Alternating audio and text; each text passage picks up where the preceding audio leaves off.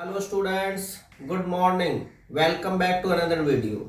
आज हम 12th class के फिजिक्स में जो इलेक्ट्रोस्टैटिक यूनिट का जो थर्ड चैप्टर चला हुआ था, इलेक्ट्रोस्टैटिक पोटेंशियल एंड फ्लक्स के जो बचे हुए टॉपिक है उसे आगे करते हैं। तो लास्ट टॉपिक हमने किया था electrostatic potential due to grouping of charge. जब बहुत सारे चार्ज को प्लेस्ड किया गया था तो उसकी वजह से हमने पोटेंशियल फाइंड आउट किया था। अब चलते हैं नेक्स्ट टॉपिक की तरफ। देखिए, अब नेक्स्ट टॉपिक अपना electrostatic potential at a point due to an electric dipole. देखिए, जैसे इलेक्ट्रिक डायपोल मैंने आपको बताया था कि इलेक्ट्रिक डायपोल किसे कहते हैं, जब दो चार्ज इक्वल और अपोजिट स्ट्रेंथ वाली हो, उसे मिनिमम डिस्टेंस से सेपरेट किया जाए तो उसे हम इलेक्ट्रिक डायपोल कहते हैं। तो देखिए, जैसे मैंने एक इलेक्ट्रिक डायपोल लिया है ए बी, और ए के ऊपर है माइनस क्यू चार्ज और बी के ऊपर है प्लस क्यू चार्ज, और इसे सेपरेट किया गया है 2a डिस्टेंस से। इट मींस डायपोल लेंथ जो है वो है 2a। और हमें क्या करना है, ये पी पॉइंट पे इलेक्ट्रोस्टैटिक पोटेंशियल निकालना है इस डायपोल की वजह से, जिसकी डिस्टेंस O टू P क्या है, R है। चलिए इनको P टू A मीट करवाते हैं और P टू B। अब जो OP का पार्ट है इनको हम क्या करते हैं, प्रोड्यूस करते हैं। अब A टू ये AM परपेंडिकुलर और ये BN परपेंडिकुलर। जो ये एंगल है ये थीटा एंगल से सब्सटेंड है। देखिए, ये हमने कंस्ट्रक्शन किया है कि A M perpendicular OP produced. जो ओपी प्रोड्यूस्ड था उसके ऊपर ए एम परपेंडिकुलर में ड्रा किया है, और बी एन परपेंडिकुलर ओपी पे प्रोड्यूस्ड किया। ये थीटा एंगल से सब्सटेंड है। अब हमें पी पॉइंट पे पोटेंशियल निकालना है। तो देखिए, जैसे ये ओ ए है ना, ये है ए, तो अब जो है ओ एम क्या हो जाएगा, ये हो जाएगा ए कॉस थीटा। कैसे, तो आपको बता दूं, ये देखिए, यदि आप कंपोनेंट लेते हैं तो ये ए है, तो ये थीटा के साथ ये ए कॉस थीटा और ये ए साइन थीटा। सिमिलरली ये ए है तो इसमें भी कंपोनेंट लेते हैं, तो थीटा के साथ ये ए कॉस थीटा और ये ए साइन थीटा। या आप ट्राइंगल से भी निकाल सकते हैं, कॉस थीटा या साइन थीटा। तो चलिए देखिए, इट मीन्स जो पी ए है ये इक्वल है पी एम का। अब देखिए, जो ये ए एम है ना, ये बहुत ही छोटी है, तो इसीलिए जो ये पी ए है वो क्या है, पी एम के इक्वल है, लगभग इक्वल है, क्योंकि इनके बीच की ये डिस्टेंस कम है। तो अब पी एम को आप क्या लिख सकते हैं, पी एम को आप लिख सकते हैं पी ओ प्लस में ओ एम। अब देखिए, पी ओ क्या है, ये है आर, प्लस में ओ एम क्या है, ये है ए कॉस थीटा, तो आर प्लस ए कॉस थीटा, इनको वन मान लो, छोड़ दीजिए। अब देखिए अगेन, जो ये पी बी है ये अप्रोक्सीमेटली इक्वल टू है पी एन के। P B approximately equal to है पी एन का। क्यों, क्योंकि ये जो है बी एन, इसकी लेंथ कम है। इनको यूं समझिए, जैसे मान लीजिए ये है लाइन और ये दूसरी लाइन ये है। अब यदि इन दोनों के बीच की डिस्टेंस जो यदि मिनिमम होगी तो दिस इक्वल टू दिस। ऐसे भी डायपोल लेंथ है, डायपोल लेंथ बहुत ही छोटी है ए, तो अब ये जो है डायपोल लेंथ छोटी है, तो इसी वजह से हमने क्या किया है, दिस इक्वल टू दिस किया है। तो अब पी एन को आप क्या लिख सकते हैं, पी एन को आप लिख सकते हैं P O minus O N. It means this minus this equal to this. P N को आप लिखिए P O minus O N equal to R minus A cos theta, इनको दो।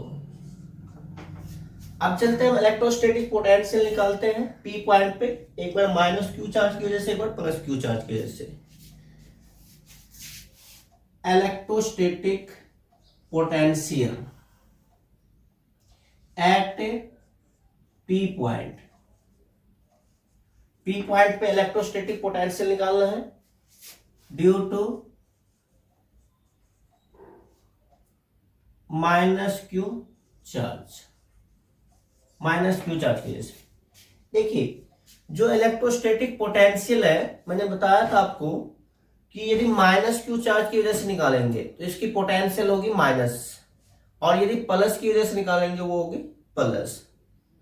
तो ये अभी कंस्ट्रक्शन में आपको बताया गया था कि ये ए बी एक डायपोल लिया गया जिसमें ए के ऊपर माइनस क्यू चार्ज लिया गया। अब माइनस क्यू की वजह से जो पोटेंशियल होगी यहाँ पे वो माइनस, और प्लस की वजह से जो होगी वो पोटेंशियल प्लस। तो पोटेंशियल में स्पेशली हमें क्या करना है, प्रॉपर साइन यूज करना है, माइनस की वजह से माइनस और प्लस की वजह से प्लस।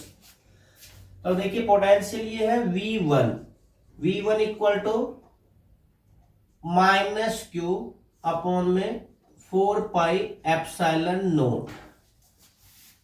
अब डिस्टेंस क्या अपना PA, ये है PA।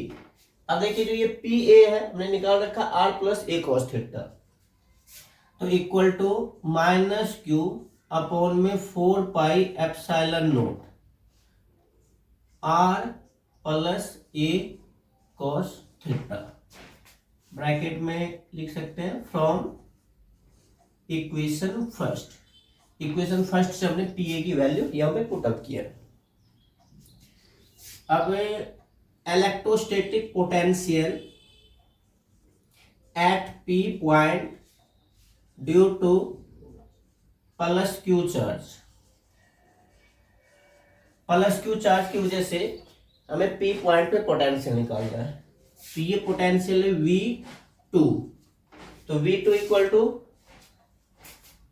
Q, plus Q charge है इसलिए यहां पे प्रॉपर साइन प्लस यूज होगा, क्यों अपॉन में 4 पाई एप्सिलॉन नोट, और डिस्टेंस क्या है PB, यह PB, और PB की वैल्यू हमने निकाल रखा R माइनस ए कॉस थीटा। तो Q अपॉन में 4 pi epsilon note R minus ए कॉस थीटा, ये V1 और ये V2। देखिए जो पोटेंशियल है ये क्या है, स्केलर क्वांटिटी है, जैसे माइनस क्यू की वजह से माइनस V1 और प्लस क्यू की वजह से प्लस V2। अब टोटल पोटेंशियल निकालना है डायपोल की वजह से, टोटल पोटेंशियल निकालना है, तो क्या है total potential V equal to V1 plus V2, और जो ये V1 है ये माइनस का, आप इनको ऐसे भी लिख सकते हैं V equal to V2 plus minus V1, it means V2 minus V1। अब देखिए V2 की वैल्यू क्या है, V2 है Q अपॉन में 4 pi epsilon note R minus ए कॉस थीटा, माइनस V1 क्या है Q अपॉन में 4 pi epsilon note R plus ए कॉस थीटा। ये अब देखिए जो Q upon 4 pi epsilon naught दोनों में है, तो इसे हम क्या करते हैं कॉमन निकालते हैं। तो ये है Q अपॉन में 4 pi epsilon naught 1 upon R minus ए कॉस थीटा माइनस 1 अपॉन में R प्लस ए कॉस थीटा। ये अब देखिए इन दोनों का LCM a minus b into a plus b, it means a square minus b square. तो Q upon में 4 pi epsilon note R square minus a square cos square theta, ये है। अब इसमें इनसे डिवाइड कीजिएगा तो ये है R प्लस ए कॉस थीटा माइनस, अब इसमें इनसे डिवाइड कीजिएगा तो ये, तो r minus a cos theta. अब देखिए ये माइनस को ब्रैकेट के अंदर ले चलते हैं तो ये है q अपॉन में 4 pi epsilon note r square minus a square cos square theta, r plus a cos theta minus r plus a cos theta. देखिए plus r minus r cancel out, a cos theta plus a cos theta equal to 2a cos theta. तो it means v equal to q upon में 4 pi epsilon naught, ये 2a cos theta upon r square minus a square cos square theta.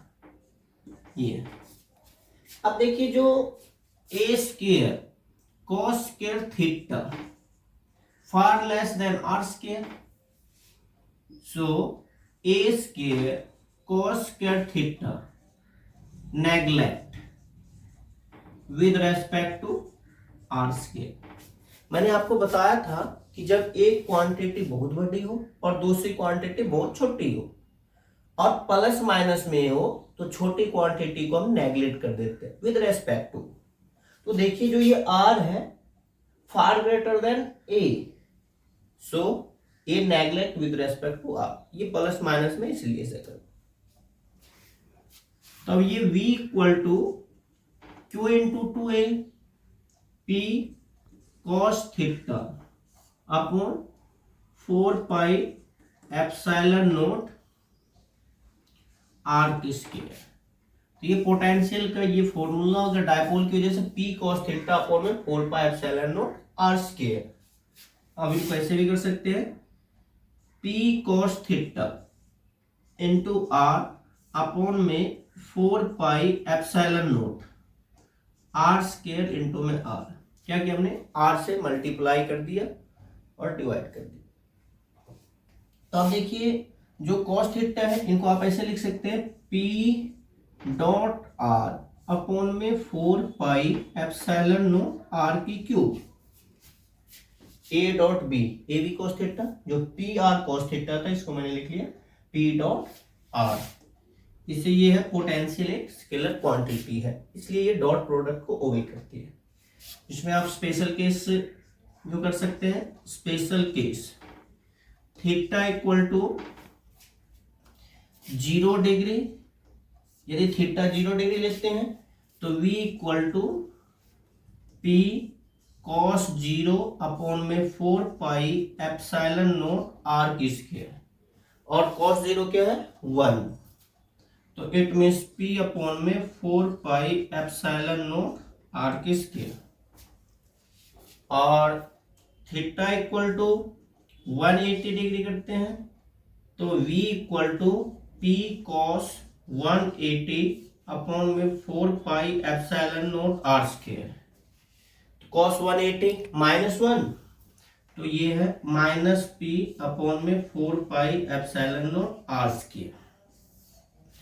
और यदि आप theta 90 degree पे रखते हैं तो ये 0 हो जाएगी, 90 पे पोटेंशियल 0 हो जाएगी। इसलिए देखिए हमने क्या किया, जो P पॉइंट लिया है इसे थीटा एंगल से सबटेंड किया है, इट मीन्स थीटा 90, तो V equal to P cos 90 upon में 4 पाई एप्सिलॉन नोट r की स्क्वायर। तो cos 90 0, तो V इक्वल टू 0। तो मेन स्पेशल केस में ये है cos 0 लेते हैं तो ये हो जाएगा मैक्सिमम, और cos 180 लेते हैं तो ये हो जाएगा मिनिमम। तो इस तरह से इलेक्ट्रोस्टैटिक पोटेंशियल निकालना होगा। देखिए एक बार थोड़ा सा इसमें आपको बता दूं, डायग्राम में दोबारा रिपीट कर दूं। हमने क्या किया था, मेन है डायग्राम के ऊपर एक डायपोल लिया था AB, जिसके ऊपर माइनस क्यू और प्लस क्यू चार्ज है, और इसे 2a डिस्टेंस से सेपरेट किया गया, और सेंटर ऑफ डायपोल O है। P पॉइंट पे हमें पोटेंशियल निकालना है जिसकी डिस्टेंस O to P है R, और OP को हमने क्या किया, प्रोड्यूस्ड किया था और AM परपेंडिकुलर ड्रा किया और BN परपेंडिकुलर ड्रा किया। फिर यहां से हमने क्या किया था, OM और ON की वैल्यू निकाल ली थी। आप ऐसे कह सकते हैं, consider N electric dipole AB which consist minus Q and plus Q charge are separated by 2a distance with center O, and we have to calculate the electrostatic potential at P point whose distance from O to P is R. That's it. तो ये है electrostatic potential. इसमें बिल्कुल simple है, पहले हमने क्या किया था, माइनस क्यू की वजह से निकाला, बाद में प्लस क्यू की वजह से, फिर दोनों से इक्वेट करके फाइनल जो ये रिलेशन निकाला था, ये P cos थीटा अपॉन में 4 pi epsilon not R square. That's it. अब नेक्स्ट टॉपिक है इक्विपोटेंशियल सरफेस। देखिए इक्विपोटेंशियल नाम से क्लियर, इक्वी ये इक्वल है, पोटेंशियल ऐसी सरफेस जिसके हर एक पॉइंट पे पोटेंशियल सेम हो, उसे हम क्या कहेंगे, इक्विपोटेंशियल सरफेस कहेंगे। मान लीजिए कोई सरफेस है, ये एक सरफेस है जिसमें बहुत सारे पॉइंट्स हैं, ये पॉइंट्स हैं, यदि इनकी पोटेंशियल मान लीजिए जैसे यहाँ पे है ये VA, ए पॉइंट पे VA और ये B पॉइंट है, यहाँ पे है VB, ऐसे ही बहुत सारे पॉइंट्स, यदि हर एक पॉइंट पे पोटेंशियल सेम हो तो उसे हम कहते हैं इक्विपोटेंशियल सरफेस। हम ये कह सकते हैं potential is same at each points is called equipotential surface. अब देखिए जैसे ये सरफेस पे पोटेंशियल ए पॉइंट पे VA है, B पॉइंट पे VB है, तो जो वर्क डन हो जाएगी, work done WAB equal to VB minus VA। But surface क्या है, इक्विपोटेंशियल है, तो so VA equal to VB, और जब VA इक्वल टू VB है तो WAB equal to VB minus VA equal to 0। तो फाइनली वर्क डन भी 0 होगी एट इक्विपोटेंशियल सरफेस। तो हम यूं कह सकते हैं there are no work done, there are no work done at equipotential surface. Equipotential surface पे कोई वर्क डन नहीं होगी। तो वर्क डन क्या है, 0 है इक्विपोटेंशियल सरफेस पे।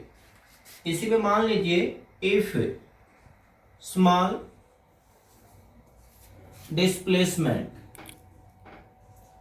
Is dl from the surface of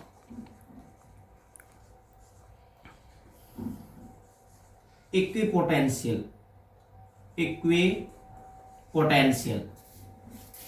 तो dw equal to E dot dl, but work done क्या है, 0 है, तो equal to 0, it means EDL cos theta equal to 0। अब देखिए जो डॉट को हटा हमने cos थीटा लिखा है और इनकी वैल्यू 0, तो cos में जो 90 की वैल्यू होती है वो होती है 0, तो फाइनली थीटा इक्वल टू क्या, 90 डिग्री, और थीटा 90 डिग्री, तो इलेक्ट्रिक फील्ड परपेंडिकुलर जो DL है परपेंडिकुलर इक्विपोटेंशियल सरफेस पे। तो फाइनली हम यूं कह सकते हैं electric field is perpendicular to the equipotential surface. Equipotential surface पे इलेक्ट्रिक फील्ड इंटेंसिटी परपेंडिकुलर होगी, तो ये है इक्विपोटेंशियल सरफेस। एक लाइन में देखिए इक्विपोटेंशियल सरफेस की डेफिनेशन आप ऐसे कह सकते हैं कि ऐसी सरफेस जिसके हर एक पॉइंट पे पोटेंशियल सेम हो, हर एक पॉइंट पे पोटेंशियल सेम हो, it means VA equal to VB। या आप ऐसे भी कह सकते हैं a surface whose potential difference between 2 points is equal to 0। मतलब यदि दोनों सेम है तो पोटेंशियल क्या हो जाएगी, V A minus V B equal to 0। इनकी पोटेंशियल सपोज कीजिए 5 है, इनकी भी 5 है, तो 5 माइनस 5 0। तो यदि दोनों पॉइंट की पोटेंशियल सेम है तो डिफरेंस भी इनकी 0 हो जाएगी। इसी को हम इक्वी पोटेंशियल कहते हैं। और इसमें इक्वी पोटेंशियल सरफेस पे जो वर्क डन होगी वो होगी 0, और जो इक्वी पोटेंशियल सरफेस पे इलेक्ट्रिक फील्ड होगी हमेशा परपेंडिकुलर होगी। तो electric field is always normal to the surface of equipotential surface. Normal means perpendicular. अब नेक्स्ट है relation between electric field intensity and potential. देखिए इलेक्ट्रिक फील्ड और potential में क्या रिलेशन है। मान लीजिए दो सरफेस हमने ले लिया, एक सरफेस है ए और दूसरा सरफेस है बी। अब जो है ए सरफेस की पोटेंशियल हमने मान लिया V A equal to V, और सरफेस बी जो है इनकी potential V minus D V, और इन दोनों के बीच की जो परपेंडिकुलर डिस्टेंस है वो है डी आर। तो अब देखिए वर्क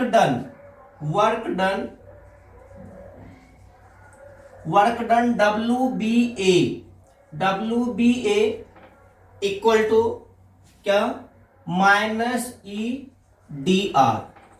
अब देखिए जो पोटेंशियल है इलेक्ट्रिक फील्ड की डायरेक्शन में डिक्रीज करती है।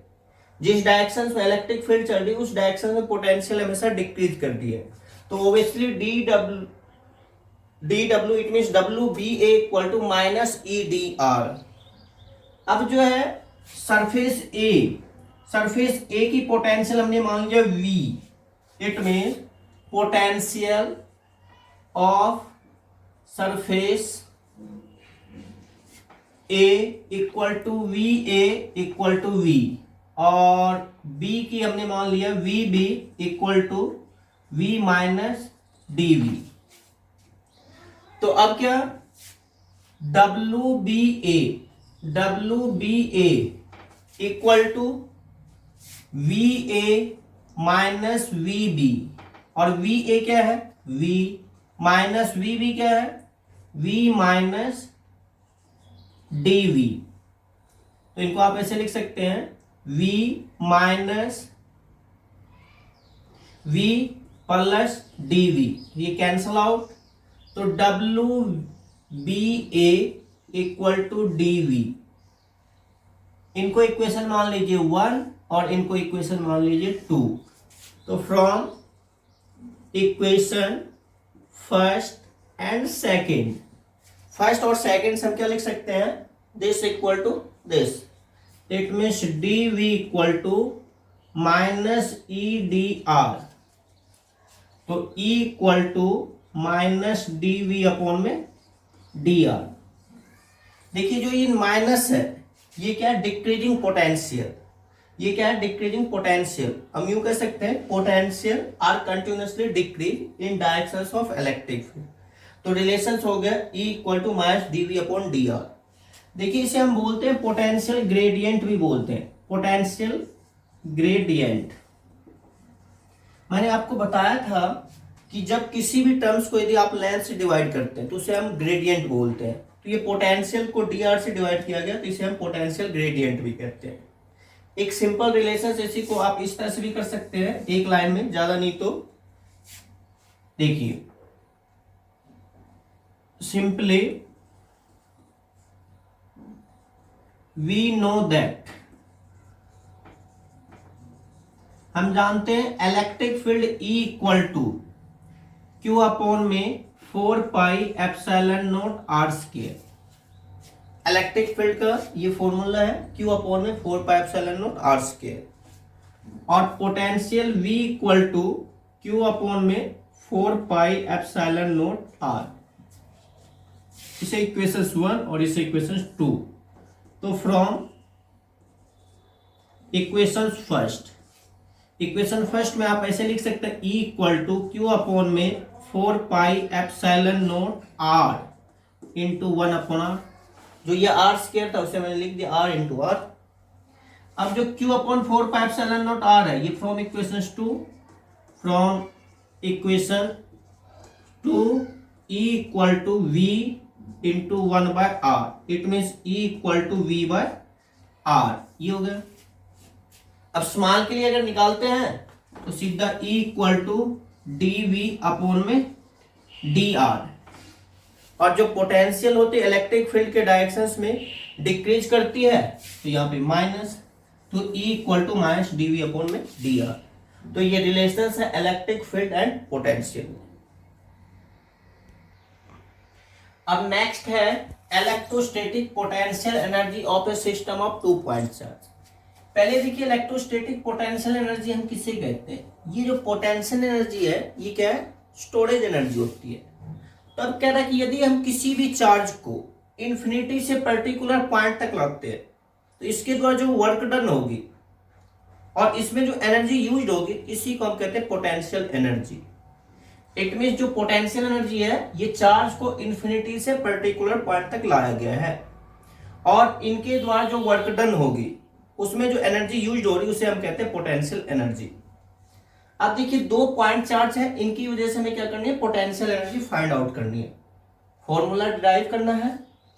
मान लीजिए Q1 चार्ज ए पॉइंट पे है जिसकी पोजीशन वेक्टर है R1 और Q2 चार्ज बी पॉइंट पे जो इन्फिनिटी से बी पॉइंट तक लाया गया है इनकी पोजीशन वेक्टर R2 और इन दोनों के बीच की जो डिस्प्लेसमेंट वेक्टर है वो है R12। Consider a point charge plus Q1 is placed at a point whose position vector is R1 and another plus Q2 charge which is coming from infinity to B point whose position vector is R2 and we have to derive the formula of potential energy due to 2 point charge। तो देखिए सबसे पहली बात electrostatic potential at B point. B point पे जो potential निकालते हैं ये पोटेंशियल जो होगी बी पॉइंट पे Q1 की वजह से V equal to Q1 upon में 4 पाई एप्सिलॉन नॉट R12। अब देखिए हमें निकालना पोटेंशियल एनर्जी जबकि हमने निकालना पोटेंशियल। तो जो पोटेंशियल है इसे हम क्या करेंगे, रिलेट करेंगे पोटेंशियल एनर्जी से। तो ये पोटेंशियल हो गया। अब जो है वर्क डन बी पॉइंट पे Q2 चार्ज के द्वारा यहां से यहां तक, तो वर्क डन इक्वल टू क्या, पोटेंशियल इनटू चार्ज। और पोटेंशियल क्या है, Q1 अपॉन में 4 पाई एप्सिलॉन नॉट R12 और चार्ज क्या है Q2 इनटू में Q2। तो ये वर्क डन का फॉर्मूला हो गया Q1 Q2 अपॉन में 4 पाई एप्सिलॉन नॉट R12। और जो ये वर्क डन है ना ये पोटेंशियल एनर्जी के इक्वल होता है Q1 Q2 अपॉन में 4 pi epsilon naught R12। Work done potential energy के इक्वल क्यों होता है, मैंने बताया था आपको वर्क एनर्जी थ्योरम से W equal to K2 minus K1, change in kinetic energy equal to work done. It means आप इसे ऐसे लिख सकते हैं डेल्टा K। तो W हो गया काइनेटिक एनर्जी के इक्वल और एनर्जी कंजर्वेशन लॉ से काइनेटिक एनर्जी पोटेंशियल एनर्जी के इक्वल होते हैं। तो it means W equal to delta U। तो वर्क डन पोटेंशियल एनर्जी के इक्वल होता है। देखिए जो फॉर्मूला डिराइव किया गया ये पोटेंशियल एनर्जी, एक बार थोड़ा सा आपको बता दूं कंफ्यूजन नहीं होगी। देखिए एट फर्स्ट कूलम्ब फोर्स का फॉर्मूला था Q1 Q2 अपॉन में 4 पाई एप्सिलॉन नॉट R की स्क्वायर, ये था। फिर जो इलेक्ट्रिक फील्ड इंटेंसिटी इनका फॉर्मूला Q अपॉन में 4 pi epsilon not R square. देखिए इसमें Q1 Q2 है, इसमें एक सिंगल चार्ज Q है क्योंकि यहां से रिलेशन ये था E equal to F upon में Q, ठीक। फिर potential V equal to Q upon में 4 पाई एप्सिलॉन नॉट R। अब इसमें देखिए एक R की स्क्वायर इसमें R है तो इन दोनों में रिलेशन है E equal to dV upon में dr। ठीक, फिर इनके बाद potential energy Q1 Q2 upon में 4 पाई एप्सिलॉन नॉट r। अब देखिए इस पोटेंशियल में एक सिंगल चार्ज है, इसमें दो चार्ज है, तो मतलब क्या V और U में फॉर्मूला था V equal to W Q.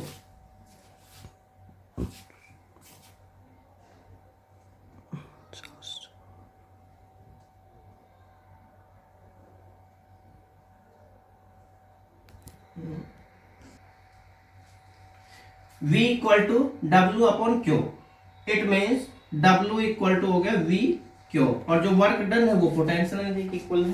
तो ये आपस में सारे एक दूसरे से रिलेटेड है, तो ये रिलेशन है पोटेंशियल एनर्जी का। अब है units of electrostatic potential energy. देखिए इलेक्ट्रोस्टैटिक पोटेंशियल एनर्जी की यूनिट्स क्या होती है। जैसे आपको पता है एनर्जी कोई भी हो उसे हम क्या करते हैं, जूल में मेजर्ड करते हैं, तो it means electrostatic potential energy की यूनिट होती है जूल। जूल में हम मेजर्ड करते हैं। लेकिन अब जो है इसमें चार्ज के द्वारा 1 कूलम चार्ज हो और उनके बाद 1 वोल्ट पोटेंशियल अप्लाई हो, तो वो 1 जूल के इक्वल हो जाएगा। तो इट मींस आप ऐसे कह सकते हैं जो 1 इलेक्ट्रॉन वोल्ट जो जूल है, it means electrostatic potential energy की यूनिट इलेक्ट्रॉन वोल्ट भी हो सकती है। ये फॉर्मूला देखिए V equal to W upon में क्यू, क्रॉस मल्टीप्लाई करने के बाद W equal to V Q, work done potential energy के इक्वल होते हैं। V पोटेंशियल है 1 वोल्ट और charge Q 1 coulomb, it means Q की जगह आप ले सकते हैं इलेक्ट्रॉन, तो इलेक्ट्रॉन और ये वोल्ट, तो EV। और इलेक्ट्रॉन पे कितना चार्ज, इलेक्ट्रॉन के ऊपर चार्ज होता है 1.6 into 10 to the power minus 19 coulomb. तो it means 1 electron volt equal to 1.6 into 10 to the power minus 19 coulomb into में 1 volt is equal to 1.6 into 10 to the power minus 19 joule. तो 1 electron volt में 1.6 into 10 to the power minus 19 joule. Finally आप कह सकते हैं electrostatic potential energy की unit electron volt भी है। अब देखिए इसके लिए अदर यूनिट भी है। अदर में जो जनरली यूज करते हैं अदर यूनिट्स में, जैसे माइक्रो के लिए मिली वर्ड यूज कीजिए, मिली, माइक्रो, नैनो। एक बार लिखा होता है milli electron volt, milli electron volt. जो मिली होता है वो क्या, 10 टू द पावर माइनस 3, तो it means 10 to the power minus 3 electron volt. और ये है 10 to the power minus 3 into 1.6 into 10 to the power minus 19। तो फाइनली माइनस 19 और माइनस 3 इक्वल टू माइनस 22, तो 1.6 into 10 to the power minus 22 joule, milli में ये हो जाएगा। इसी तरह से आप किलो इलेक्ट्रॉन वोल्ट, और किलो में क्या होते हैं 10 टू द पावर 3। चलिए इनको सिंपली मैं बता रहा हूं आपको।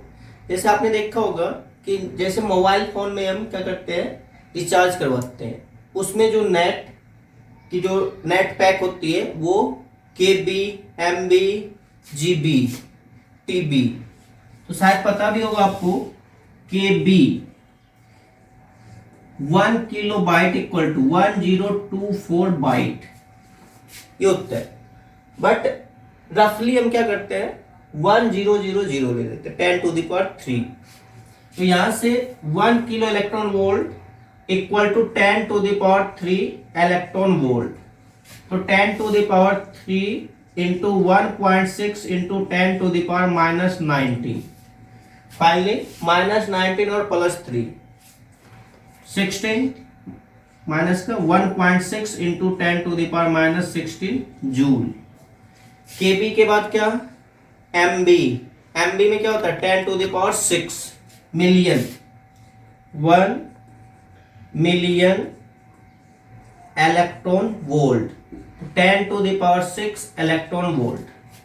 फाइनली -19 और +6 क्या -13, तो 1.6 into 10 to the power -13 joule. फिर मिलियन के बाद क्या GB, giga, 1 giga electron volt equal to 10 to the power 9 electron volt. तो 9 प्लस का 19, 1.6 into 10 to the power -10 joule. और फिर है trillion, trillion electron volt, trillion में टेरा भी बोलते हैं इसको, 10 to the power 12 electron volt. तो 1.6 into 10 to the power -7 joule. तो ये कुछ अदर यूनिट्स है जो हम न्यूमेरिकल में कई बार यूज करते हैं। बस आपको याद रखना है किलो, मिलियन, गीगा, ट्रिलियन, ऐसे milli, micro, nano, pico etcetera etcetera. तो ये units of electrostatic potential energy है। इलेक्ट्रोस्टैटिक पोटेंशियल एनर्जी की यूनिट जूल और इलेक्ट्रॉन वोल्ट। 1 इलेक्ट्रॉन वोल्ट में 1.6 into 10 to the power -19 joule. अब है एरिया वेक्टर। ये हम गॉस थ्योरम की प्रिपरेशन कर रहे हैं। कुछ टर्म्स जो गॉस थ्योरम में यूज किया जाएगा, पहले हम उनकी स्टडी कर रहे हैं, फिर हम देखेंगे गॉस थ्योरम। देखिए जैसे यहाँ पे एरिया वेक्टर, एरिया जो है ना जनरली एक स्केलर क्वांटिटी होती है। Area is scalar quantity.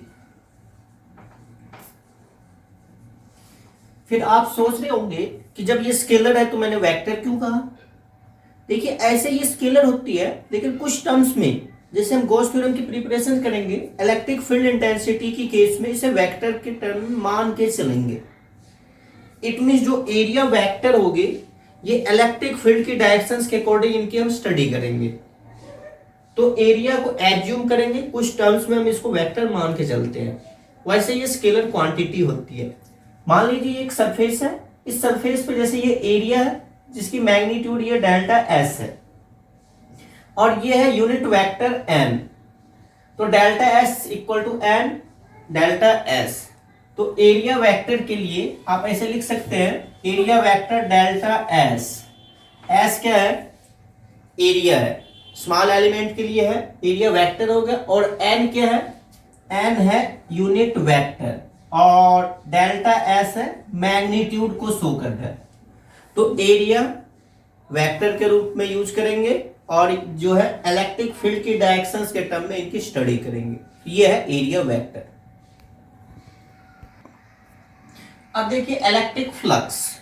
Electric flux हम किसे कहते हैं, जैसे कोई सरफेस है और उस सरफेस के पर यूनिट एरिया में कितनी फील्ड लाइंस निकल रही है, उसे हम बोलते हैं इलेक्ट्रिक फ्लक्स। फ्लक्स क्या है, ये स्ट्रेंथ को बताती है कि पर यूनिट एरिया में कितनी इलेक्ट्रिक फील्ड लाइंस इमिट होगी। The total number of electric field lines which is emitted over the surface of conducting body in per unit area is called electric flux. तो electric flux एक internal strength बता रही है कि per unit area, जैसे मान लीजिए delta S है और ये पर यूनिट एरिया में कितनी फील्ड लाइंस निकाल रही है, और ये एन यूनिट वेक्टर है। तो इलेक्ट्रिक फ्लक्स जो है इसको हम क्या करते हैं, फाई से शो करते हैं, डेल्टा फाई। डेल्टा फाई आप इसे ऐसे लिख सकते हैं, ई डॉट डी एस, जो डॉट प्रोडक्ट हो गया इलेक्ट्रिक फील्ड और ये जो स्मॉल एलिमेंट डी एस जो एरिया है, तो इन दोनों का जो डॉट प्रोडक्ट है वो है इलेक्ट्रिक फ्लक्स। और डॉट को हटाते ही हम क्या करते हैं, cos थीटा लगाते हैं, ई डी एस cos थीटा। तो ये फ्लक्स इक्वल टू हो गया ई डी एस cos थीटा। अब देखिए इसमें जो थीटा है, थीटा यदि हम क्या करते हैं 0 डिग्री लेते हैं, और ये 0 डिग्री कब, जब इलेक्ट्रिक फील्ड की डायरेक्शन और ds दोनों की डायरेक्शन सेम हो। The directions of electric field and the directions of small area ds are same, then theta is taken to be 0 degree.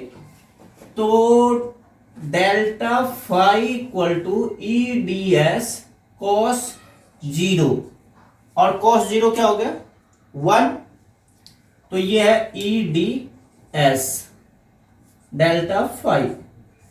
Second case में यदि हम क्या करते हैं, थीटा इक्वल टू ले लेते हैं 90